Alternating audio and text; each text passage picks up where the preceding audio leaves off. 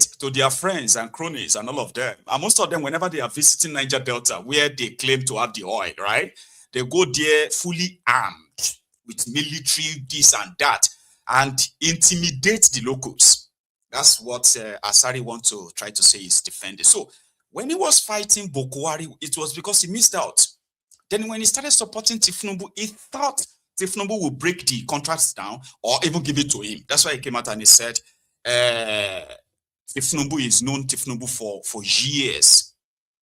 And when they won't give it to him, he screamed out that time too. I remember. Do you remember? Asari once was like, this is not Ahmed Bola Tinubu that I know. You know? I said, if Ahmed, this is not the Ahmed Bola Tinubu I know. Since 1992, when I encountered you, I don't think this is the Ahmed Bola Tinubu I know.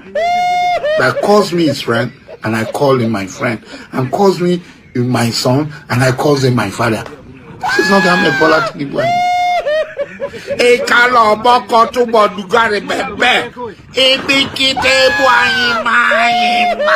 Easy 70 years old man. Asari.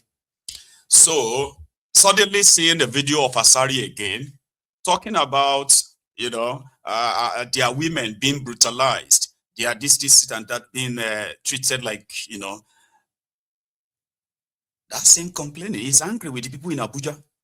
Last week, the owners of Nigeria and their representatives, or maybe their representatives, they all met in Lagos. Guess what they were doing?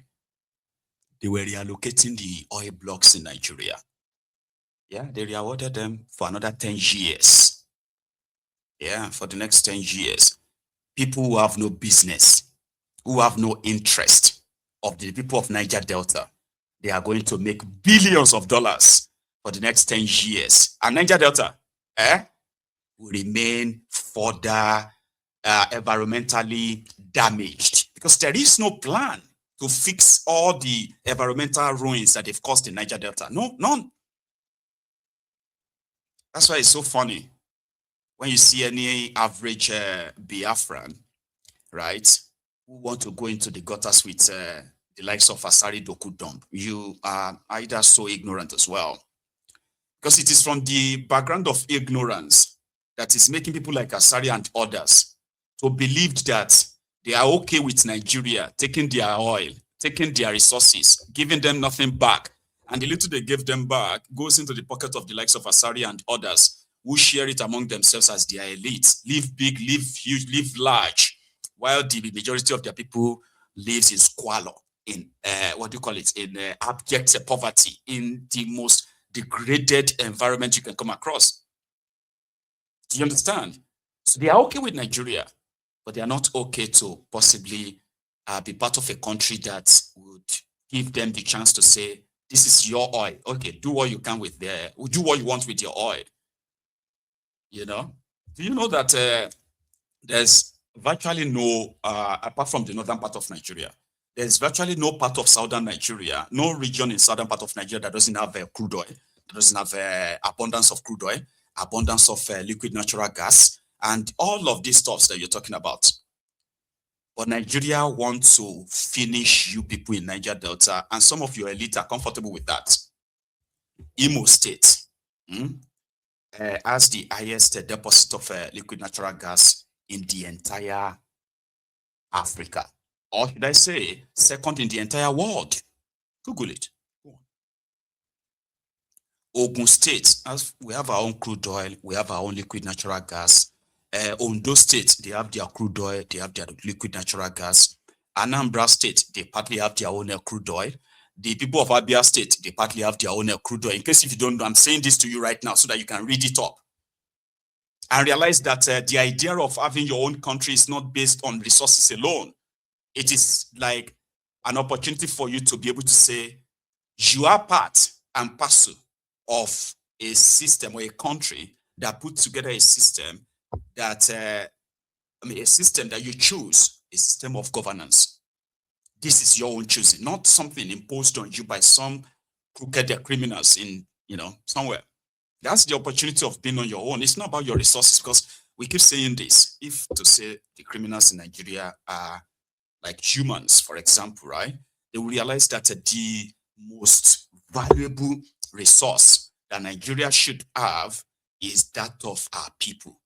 Nigeria parades the highest population of young people in the entire Africa, right? Massive number of young people, right? That the country could have actually invested in and make them so productive enough that you won't be shouting our oil, that you probably have no right to tap. You know, you have no right to tap it, but it's not your oil. You know what I mean? So similarly, when you see the people from northern part of Nigeria whose resources are also being stolen, including the terrorism unleashed on them. So when they say, oh, it's our gold, it's our this, no, it's not yours. It is owned by these crooks. In a country that is working, right? All these stuffs would have been more or less like administered by government, monitored enough that the resources or the money from them are used for the development of the country. That's not the issue with Nigeria, right? So the likes of Asari and Co are very much comfortable with the crumbs that comes, and they couldn't even bear the idea of doing it on their own without Nigeria. What's the benefit? They discovered crude oil in commercial quantity at Oloibiri in 1957. There are others who said that they've discovered the crude oil in that same Nigeria, right? Like decades before that. But now, 1957, 2007, that's 50 years. 2027, that's like 70 years, nearly 70 years that they discovered the crude oil in commercial quantity. Go to Niger Delta and tell me you won't feel sorry for them. So what's the essence of being part of Nigeria in this, other than just the interest of your elites, so to say? So to the people of Biafra, the IPOB and their members, right? Well, it seemed they are going to make a lot of statements in 2026. So today, we saw rallies across, the eastern part of Nigeria. Solidarity for Donald Trump's action and the interest in Nigeria, as well as a demand for the release of Mazi Nnamdi Kanu. Yeah, this is the first of such gatherings in a very long time, mind you. So I'm going to take you to the east now. Let's make a stopover. Live and direct, we are demanding for the release of our leader. Yes. Something is going on today, 20th of January 2026. The indigenous people of Biafra, they are protesting. What they are protesting is very simple. We are demanding. Today is a sad day for us, but also a remarkable day, a memorable day in our anniversary for those who was killed and slaughtered in cold blood day. What was their crime? They committed no offense. The only offense they committed because they stand firm to show their support to Mr. Trump, the President of the United States of America. That was the only offense they committed. We are here demanding the world should know IPOB are not backing down. Indigenous people of Biafra, we are not backing down. Not one day, not today, not forever. Our land must be given. No run, no run. No run, no run, no run. No run, no run. And our demand is still remain many things. We want justice for those being killed on that very day. On that very day, being 20th of January 2017. Those people we are killed on cold blood. We are here declare our own apologies for the solidarity to the world for them to know we are demanding justice, for the world to know. Since 2021, injustice going on. All the injustice going on in zoo called Nigeria. Our leader's house was invaded on April 14th, 2027. More than 28 people go down. Nigeria government, APC government, killed an innocent and armless civilians. They shot them because they are demanding for their rights. Our leader was preparing to go to the court. Nigeria government invaded their home and killed more than 28 people. And we are here demanding the international community to make an investigation over the insecurity going on in Southeast. Many governors of Southeast, their hands are in the insecurity going on in Southeast. Our demands remains thorough investigation for the massacre of our people at Ugwecha, Port Harcourt, Hebridge, Onitsha. A lot of atrocity goes on that very day, 2017, 28. Up to 9 years now, nothing has been happening. No investigation. Nothing was going on. We demand justice. We demand justice. We demand justice. The Nigerian government should go or show us the law they use and sentence him. Yeah.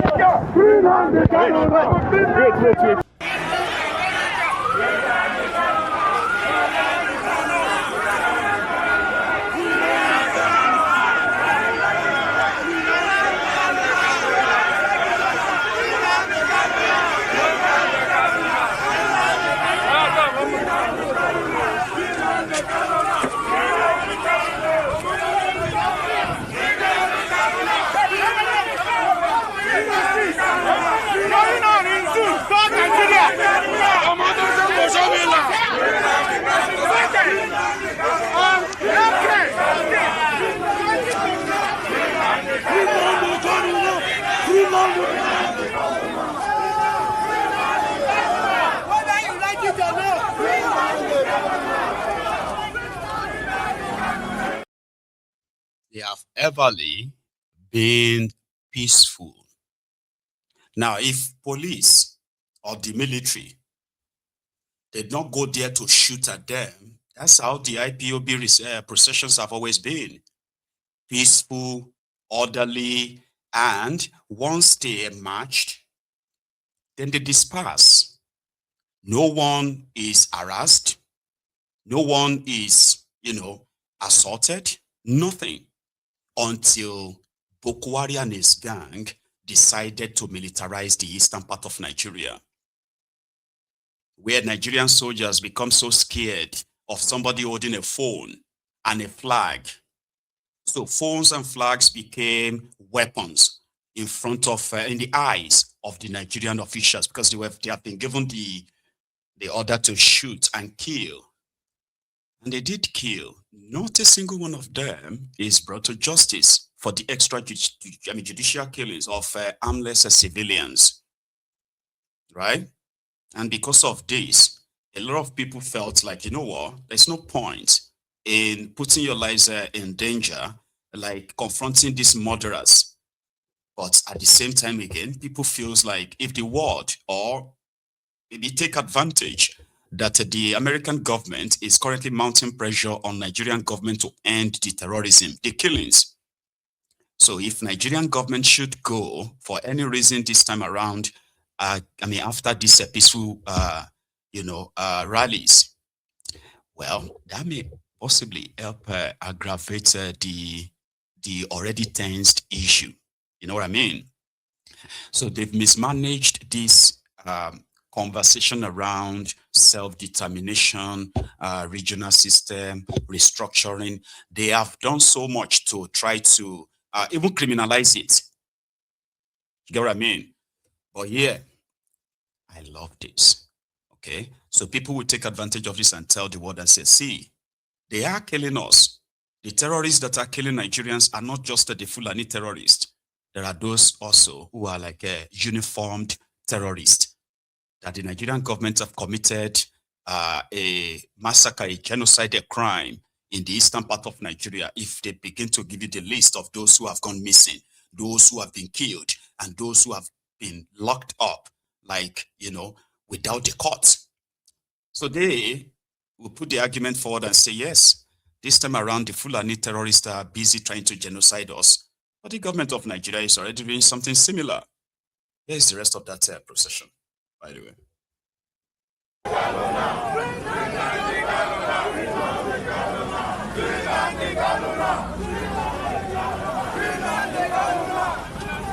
This is Anambra State Lions Squad.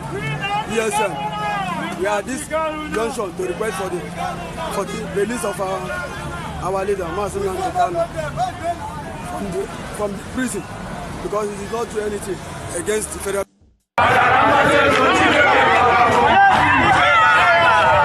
The people of the eastern region have gathered again in their numbers to demand the unconditional release of their son, their leader, Mazen Kano, and they are demanding for the free Republic of Biafra. Let the international community bear us witness. We are peace-loving people. We have come out to demand for the release of our leader, Mazen Kano. Free Mazen Kano now.